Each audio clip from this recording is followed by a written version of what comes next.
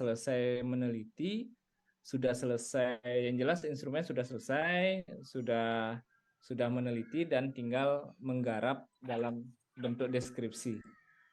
Ya, di bab 4 atau hasil dan pembahasan, teman-teman akan mengkolek atau mengumpulkan hasil, misalnya hasil belajar ya, hasil belajar yang teman-teman dapatkan, dikumpulkan dan dibuatkan dalam bentuk penyajian data, itu terlebih dahulu.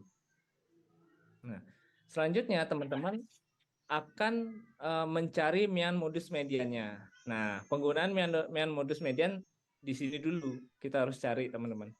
Ternyata meannya adalah 57, median 55, modus 50. Jadi yang paling sering akan digunakan adalah sebenarnya rata-rata atau mean.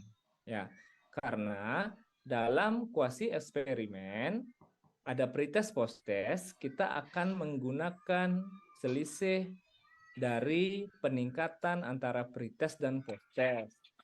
Itu yang namanya masuk ke rumus N-gain score namanya. Ya.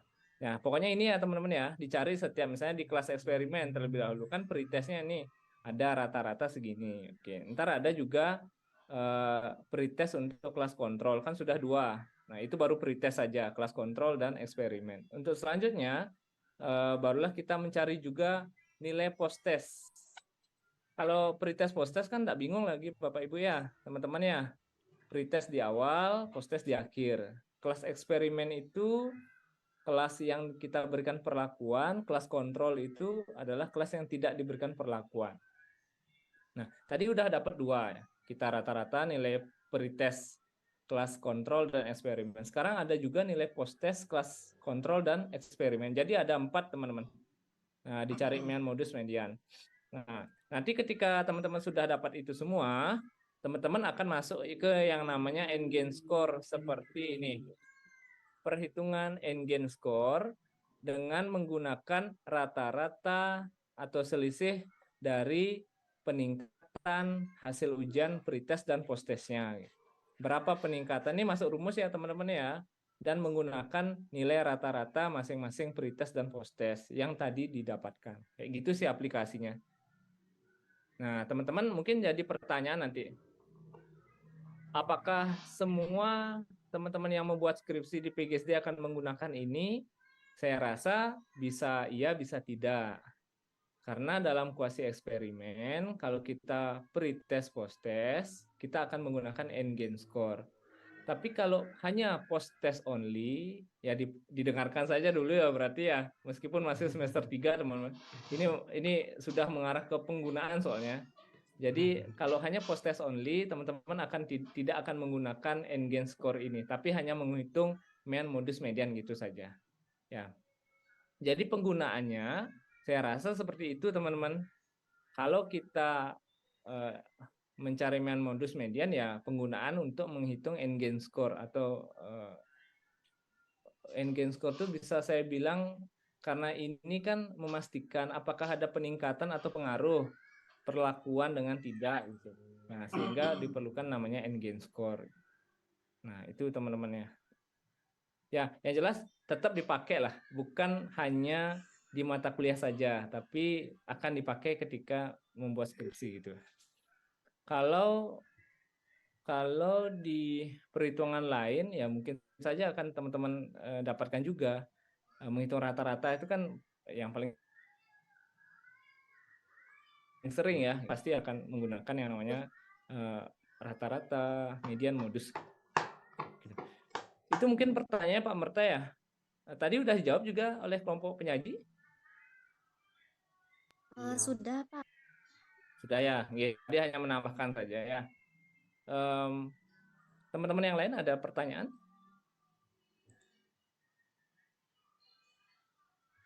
Oke, Agus itu silakan Gus. Om Swastiastu Pak, baik, terima kasih atas waktunya. Begini Pak, atas materian tadi, kita bisa nggak mencari min modus median itu dengan menggunakan Excel Pak?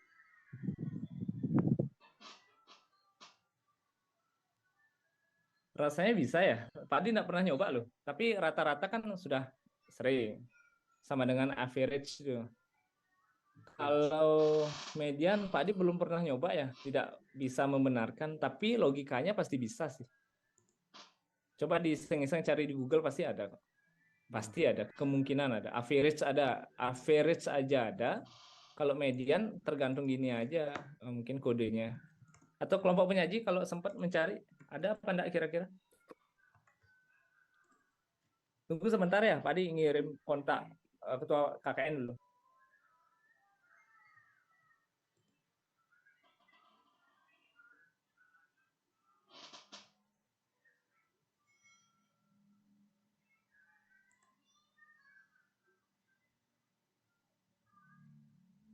Oh, median ada.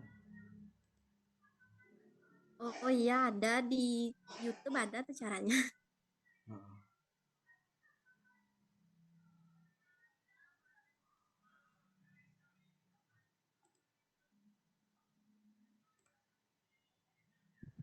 Share linknya, Mbok, kalau memungkinkan ke grup. Ya, ini secara manualnya nih kita pelajari secara rumusnya.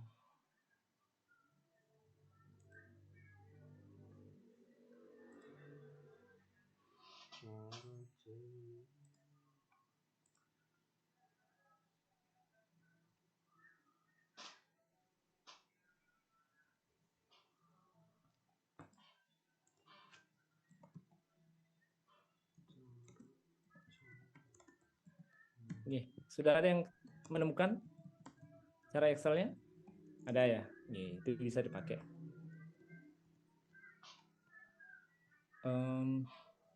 Penggunaannya ya memang rata-rata ini kan pasti akan lebih sering malah yang ini.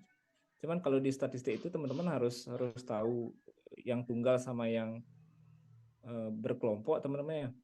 Nah, cuman ada satu hal yang teman-teman harus ketahui. Nah, oke. Sudah terlihat teman-teman? Sudah. Ya. Nah, ini adalah soal pengayaan. Tidak ada yang hilang atau yang lupa untuk sampaikan kemarin-kemarin. Tidak, teman-teman ya. Kenapa pengayaan? Ini pengembangan. Kalau kita menemukan suatu data tunggal, tapi yang sudah dibuatkan tabel, itu kan agak membingungkan. Dia termasuk ke tabel distribusi frekuensi yang tunggal atau kelompok. Karena secara teoritis, kalau tabel distribusi frekuensi kelompok pasti ada interval kan seperti yang saya bilang. Nah, kembali saya ingatkan kalau dia berkelompok pasti ada intervalnya. Namun saya punya tabel ini teman-teman. Misalnya data itu ada 6 nilai data itu ya, ada 6, 7, 8, 9 dan 10. Terus ada frekuensi masing-masing kelas itu ada nilai 6 ada 2, nilai 7 ada 2 orang, nilai 8 ada 5, nilai 9 ada 11, nilai 10 ada 1. Nah, teman-teman tidak usah bingung karena ini layaknya nilai tunggal tapi dibuatkan tabel. Ini yang kita akan sering sebut dengan data berbobot atau tabel distribusi data berbobot. Ya, bukan lagi distribusi data bukan lagi tabel distribusi frekuensi tunggal atau kelompok, tapi ini tabel distribusi data berbobot namanya. Ya. Nah, selanjutnya kan kita harus mencari X bar atau mean-nya teman-teman. Ya, dengan cara apa? Kita langsung saja mencari yang namanya perkalian antara nilai dengan frekuensi. Nah, ketika kita sudah mendapatkan nilai perkalian antara nilai dan frekuensi, kita cari sigmanya atau jumlahnya, baru dibagi dengan sigma F-nya, sehingga akan menemukan juga nilai yang berupa rata-rata. Gitu, teman-teman. Ya. Ini pengayaan aja teman-teman ya, siapa tahu nanti ada soal tipe tunggal, tapi dia sudah dibuatkan tabel, itu sebenarnya namanya tabel data distribusi berbobot. Ya. Oke, ini aja mungkin tambahan dari saya untuk kelompok penyaji ya, yang mungkin tambahan saja, ini hanya pengembangan saja teman-teman. Jarang mungkin ada di di materi, tapi ya secara logika kalau kita pecah atau keluarkan dari tabel kan ini sama artinya dengan data tunggal. Hanya saja karena dia banyak saya buatkan dalam tabel. Itulah data berbobot namanya. Oke. Sedikit saya tambahkan lagi teman-teman, hanya pengenalan, hanya penekanan saja. Ketika kita mencari mean, mohon maaf ini udah median ya. Nah, tadi mungkin yang disampaikan oleh Pas Bu Yuli kalau nggak salah ya. Nah, saya hanya ingin menekankan ke teman-teman bahwa ketika membuat perhitungan median ataupun modus, biasanya harus kita lihat tabelnya juga secara bersamaan. Tadi kan kebetulan tabelnya itu tidak bersamaan saya lihat, jadi saya bingung kelas mediannya yang mana. Gitu. Nah, jadi Pak Dia akan menekankan di sini kelas median itu penting teman-teman. Dari sekian banyak kelas, kan kita nanti akan menggunakan yang namanya tepi bawah kelas yang kita pilih. Nah, kelas yang kita pilih itu sudah ada perhitungannya untuk mencari kelas median. Rumusnya adalah setengah N. Kalau N besarnya adalah 50, setengah dari 50 kan 25. Nah, kenapa dari 25 ini bisa ditentukan kelas medianya yang kelas 50 sampai 59? Kan itu jadi pertanyaan teman-teman. Nah, tadi bagi saya itu yang harus lebih ditekankan untuk kelas median. Nah, kira-kira kalau saya punya contoh di slide teman-teman, apakah benar kelas medianya itu yang saya pilih adalah kelas 50 sampai 59, apa benar atau tidak? Iya, Benar, Pak. benar. Ya, kenapa bisa di kelas tersebut kira-kira?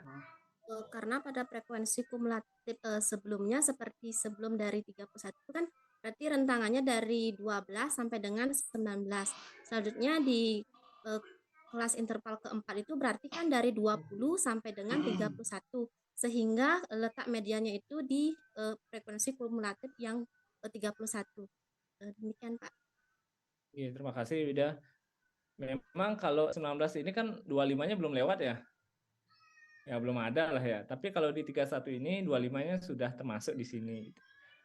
Jadi itu sebenarnya ya penekanan yang harus disampaikan.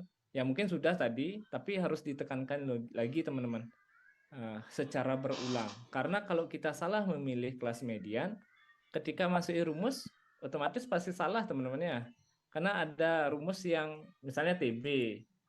Nah, TB akan mempengaruhi TB atau tepi bawah dan akan mempengaruhi pemilihan frekuensi kumulatif sebelum kelas median. Nah, itu kalau kita milihnya salah misalnya di kelas 3 berarti yang sebelumnya pasti yang angka 11 kita pilih. Padahal yang harusnya kita milih yang 19. Itu yang akan dipengaruhi. Kalau sampai kelas median salah, otomatis ya salah juga untuk memasukkan angka pada rumus. Oke, ini ya teman-teman ya yang saya contohkan. Kelas median setengah N 50 per 2 sama dengan 25. 25 itu masuknya di kelas yang kumulatifnya 31. Nah, oke, lanjut ya. Kalau saya punya dua data yang sering muncul, ini untuk modus ya teman-teman. Kalau untuk data tunggal, saya memiliki data seperti ini. Ya, 2, 5, 6, 6, 7, 8, 5, 7, 3, 4. Modusnya kan ada dua, teman-teman. Apakah benar saya menjawab 6 dan 7? Nah, gimana tanggapan teman-teman? 5 juga.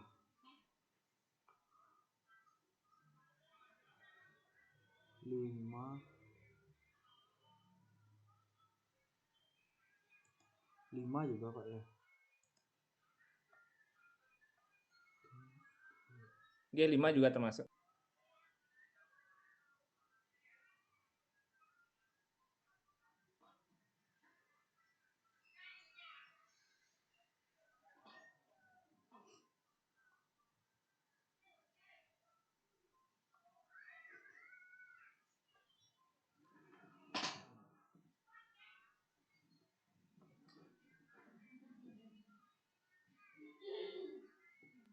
Berarti tidak masalah ya.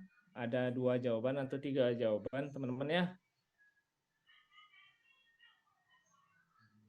Karena yang ditanyakan kan modus atau nilai yang sering muncul. Kalau biasanya kan 1 aja itu dipilih. Tapi ketika ada 2 data yang sering muncul, kita pilih 2. Kalau 3 berarti 3 yang kita pilih. Itu aja mungkin tambahan dari saya, teman-teman ya. Nah, kalau yang terakhir, kelas modus itu kan beda dengan kelas median. Ingat, jangan sampai bingung ketika ujian nanti kan saya berikan untuk rumusnya saja. Tapi kalau konsepnya teman-teman lupa itu bahaya nanti. Ya. Kalau kelas modus atau mencari kelas modus ya, ketika ingin mencari modusnya, kalau di modus itu bukan perhitungan setengah N lagi, tapi kelas modus itu dicari dengan frekuensi yang tertinggi. Nah, tadi sudah disampaikan benar oleh kelompok penyaji. Cuman ini hanya penekanan teman-teman. Saya rasa kalau teman-teman lewat mungkin dianggap gampang aja nih, dengan modus median. Tapi ketika mendapatkan soal, teman-teman mungkin lupa di sini. Kelas median yang dipilih yang mana, kelas modus yang mana dipilih. Jadi kalau kelas median dengan setengah N, kalau kelas modus menggunakan frekuensi terbesar. Ya. Masukin rumus gampang, udah sesuai kok rumusnya tadi. Cuman ada penamaan beda aja ya. Kalau saya masang LMO, jangan bingung. LMO itu maksud saya adalah tepi bawah kelas modusnya gitu. Ya, yang penting konsepnya paham ya teman-temannya. Mau gimana kode rumusnya juga enggak masalah. Tadi juga F, saya pakai D gitu. Yang jelas jangan sampai bingung, itu aja sih. Oke, tambahan aja. Ini tambahan aja teman-teman ya. Nanti kelompok penyaji, saya juga akan kirim di grup nih. Nanti combine saja dengan materi yang sudah dibawakan oleh tim penyaji. Oke, apresiasi untuk tim penyaji juga sudah bagus ya. Meskipun kita statistik